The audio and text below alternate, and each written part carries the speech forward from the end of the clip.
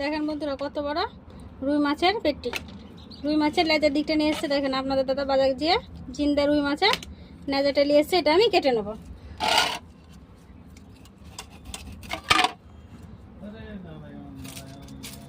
মাছটাকে ছাড়িয়ে নেব আগে।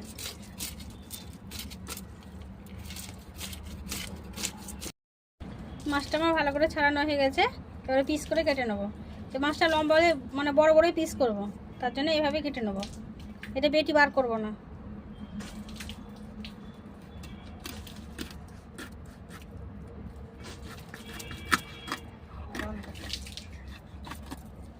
দেখেন কত বড় পিসগুলো হয়েছে।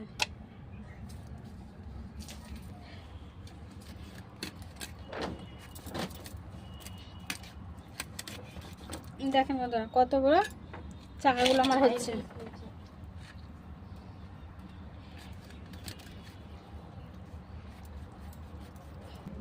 দেখেন বন্ধুরা সব মাছগুলো আমার কাটা হয়ে গেল। কতগুলো মাছের পিস, কত বড় বড় করে মাছের পিসগুলো হয়েছে দেখেন।